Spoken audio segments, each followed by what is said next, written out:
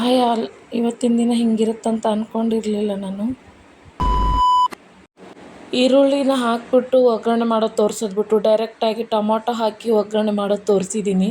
ಆಹಾ, ನಿಮ್ಮ ಅಪ್ಪ ಅಮ್ಮ ನಿನ್ನದು ಏನು ಅಂತ ಹುಟ್ಟಿಸ್ಬಿಟ್ರು. ಇನ್ನೇನು ಮಾಡೋದು ಅಂತ ಹೇಳಿ ಅದಕ್ಕೆ ಖಾರದ ಪುಡಿ, ಅರಿಶಿನ, ಗರಂ ಮಸಾಲ, ಉಪ್ಪು ಹಾಕಿ ಕಲಸಿ ನಮಗೆ ಎಷ್ಟು ಕ್ವಾಂಟಿಟಿ ಬೇಕೋ ಅಷ್ಟು ಅನ್ನ ಹಾಕ್ಕೊಂಡು ಕಲಿಸ್ಕೊಂಡು ಜೊತೆಗೆ ಕೊತ್ತಂಬರಿ ಸೊಪ್ಪು ಹಾಕಿ ನೀಟಾಗಿ ಮಿಕ್ಸ್ ಮಾಡಿಬಿಟ್ಟು ಮಗಳಿಗೆ ಕೊಟ್ಟೆ ತಿನ್ನೋಕ್ಕೆ. ಅವಳು ತಿಂದು ರೆಡಿ ಆದ್ಲು ಕೋಚಿಂಗ್ ಹೋಗೋಕ್ಕೆ. ಅವಳು ಒಬ್ಬಳೇ ಹೋಗ್ತಾಳ, ಜೊತೆಗೆ ನಾವು ಹೋಗಬೇಕು. ಅವಳ ಕೋಚಿಂಗ್ ಕ್ಲಾಸಿಗೆ ಬಿಟ್ಟು ಬಂದೆ.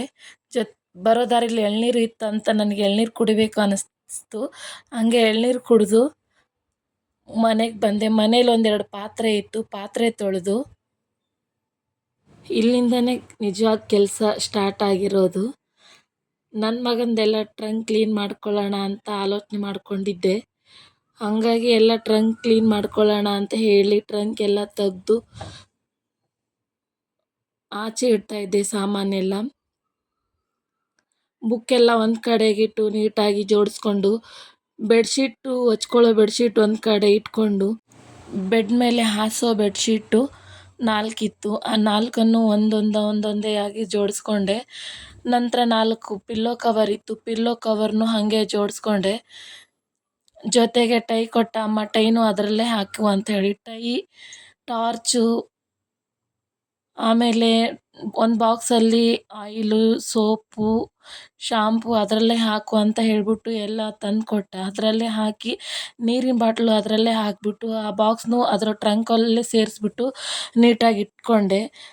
ಜೊತೆಗೆ ಕಲರ್ ಪೇಂಟಿಂಗು ಅದರಲ್ಲೇ ಇಡು ಅಂತ ಹೇಳಿ ಕಲರ್ ಪೇಂಟಿಂಗ್ ಇಟ್ಟು, ದೇವ್ರ ಫೋಟೋ, ನೋಟ್ಬುಕ್ಕು ಅದರಲ್ಲೇ ಇಡು ಅಂತ ಅಂದ. ಅದರಲ್ಲೇ ಇಟ್ಟು ಬೆಲ್ಟ್ ತಂದು ಕೊಟ್ಟ, ಬೆಲ್ಟು ಅದರಲ್ಲೇ ಇಟ್ಟು ಛತ್ರಿನ ಜೋಡಿಸ್ಕೋಬೇಕಾಗಿತ್ತು. ನೀಟಾಗಿ ಛತ್ರಿ ಎಲ್ಲ ನೀಟಾಗಿ ಹಾಕಿ ಟ್ರಂಕಲ್ಲೇ ಇಟ್ಕೊಂಡೆ. ಅದನ್ನು ಸಹ ಅಮ್ಮ ಗೊಂಬೆ ತಗೊಂಡು ಹೋಗ್ತೀನಿ ಅಂತಂದ. ಸರಿ ಅಂತ ಹೇಳಿ ಆ ಗೊಂಬೆನೂ ಟ್ರಂಕಲ್ಲಿ ಹಾಕಿ ನೀಟಾಗಿ ಫೈಲು ಅವನೇನೇನು ಕೊಟ್ಟ ಎಲ್ಲ ಒಂದೊಂದೇ ನೀಟಾಗಿ ಜೋಡಿಸ್ಕೊಟ್ಟೆ.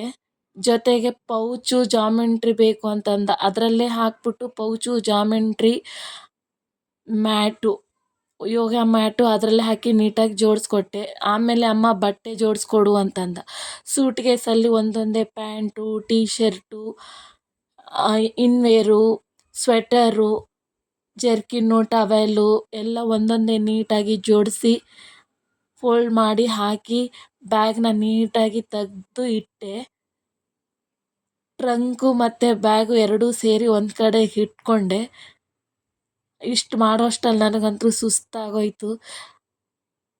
ಟೀ ಮಾಡ್ಕೊಂಡು ಕುಡಿಬೇಕು ಅಂತ ಅನ್ನಿಸ್ತು. ಜೊತೆಗೆ ಟೀ ಕುಡಿದೆ. ಟೀ ಕುಡಿಯೋಷ್ಟರಲ್ಲಿ ನನ್ನ ಮಗಳು ಬಂದಳು. ಅಮ್ಮ ನನ್ನ ಕಬೋರ್ಡ್ ಕ್ಲೀನ್ ಮಾಡಿಕೊಡು ಅಂತ ಹೇಳಿ. ಇನ್ನೇನು ಅವಳದು ಸ್ಕೂಲ್ ಓಪನ್ ಆಯ್ತಲ್ವಾ ಅಂತ ಅಂದ್ಕೊಂಡು ಒಳಗಡೆ ಇರೋ ಕಬೋರ್ಡ್ನ ಆಚೆ ತಂದು ಎಲ್ಲ ಬುಕ್ಸ್ ಎಲ್ಲ ತೆಗೆದು, ಇನ್ನೇನು ಹೊಸ ಬುಕ್ಸ್ ಕೊಟ್ಟಿದ್ದಾರಲ್ವ ಜೋಡಿಸ್ಕೊಳ್ಳೋಣ ಅಂತ ಅಂದ್ಕೊಂಡೆ. ಬುಕ್ಸ್ ಎಲ್ಲ ತೆಗೆದು ಕಬೋರ್ಡ್ ಎಲ್ಲ ನೀಟಾಗಿ ಒರೆಸ್ಕೊಂಡೆ. ಮಗಳು ಸ್ಕೂಲ್ ಕಡೆಯಿಂದ ಬುಕ್ಸಿನ ಬಾಕ್ಸ್ ಬಂದಿತ್ತು. ತೆಗ್ದು ನೋಡಿದ್ರೆ 4 ಬುಕ್ಸ್ ಇತ್ತು. 4 ಬುಕ್ಸಿಗೆ ಇಷ್ಟು ದೊಡ್ಡ ಬಾಕ್ಸ್ ಬೇಕಿತ್ತಾ? ಇದು ಆಕ್ಚುಲಿ ಚೆನ್ನಾಗಿರೋದು. ಸ್ಕೂಲ್ ಅಟ್ರಾಕ್ಷನ್ಗೋಸ್ಕರ ಏನಾದರೂ ಮಾಡ್ತಾರೆ ಅಂತ ಅಂದ್ಕೊಂಡು ಇರಲಿ ಪರವಾಗಿಲ್ಲ ಅಂತ ಹೇಳಿ ಎಲ್ಲ ಬುಕ್ಸ್ ಜೋಡಿಸ್ಕೊಂಡೆ. ಹಳೆ ಬುಕ್ಸ್ ಎಲ್ಲ ನೀಟಾಗಿ ತೆಗೆದು ಒಂದು ಬಾಕ್ಸಲ್ಲಿ ಅದೇ ಕೊಟ್ಟಿರೋ ಬಾಕ್ಸಲ್ಲೇ ಎತ್ತಿಟ್ಕೊಂಡೆ ರದ್ದಿಗೆ ಹಾಕಬೇಕು ಅಂತ ಹೇಳಿ. ಆಮೇಲೆ ಪ್ರತಿ ವರ್ಷ ತೊಗೊಂಡಿದ್ದು ಜಾಮೆಂಟ್ರಿ ಬಾಕ್ಸ್ ಎಲ್ಲ ಒಂದು ಕಡೆ ಹಾಗೆ ಇಟ್ಟಿದ್ದೆ.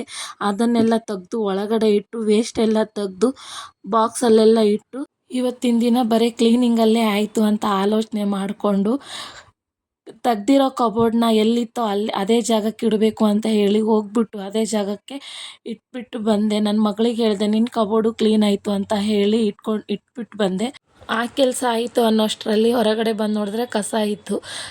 ಕಬೋರ್ಡು, ಟ್ರಂಕು ಕ್ಲೀನ್ ಮಾಡಿದ ಕಸ ಎಲ್ಲ ತುಂಬ ಇತ್ತಲ್ವ, ಕಸ ಗುಡಿಸಿ ನೀಟಾಗಿ, ಇನ್ನೇನು ಕಸ ಹಾಗೆ ಬಿಡೋಕ್ಕಾಗಲ್ಲ ಅಲ್ವಾ, ಫುಲ್ಲು ಎಲ್ಲ ನೀಟಾಗಿ ಕಸ ಗುಡಿಸ್ಕೊಂಡು ಆಮೇಲೆ ನಾವು ರೆಡಿಯಾಗಿದ್ವಿ.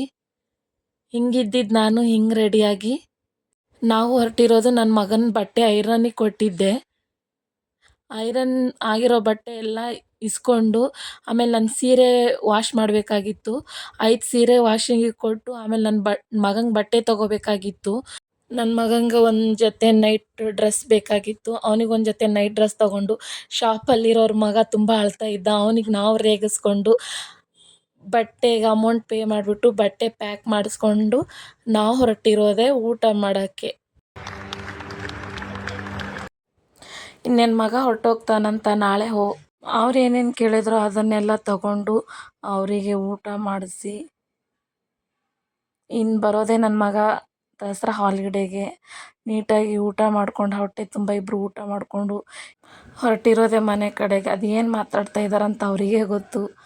ಒಟ್ಟಿನಲ್ಲಿ ಮಾತಾಡಿಕೊಂಡು ಹೋಗ್ತಾ ಇದ್ದೀವಿ. ಇವಾಗ ಹೊರಟಿರೋದೆ ಮನೆ ಕಡೆಗೆ. ಬೆಂಗಳೂರಿನ ರೋಡ್ ನೋಡ್ರಿ ಎಷ್ಟು ಖಾಲಿ ಖಾಲಿ ಇದೆ.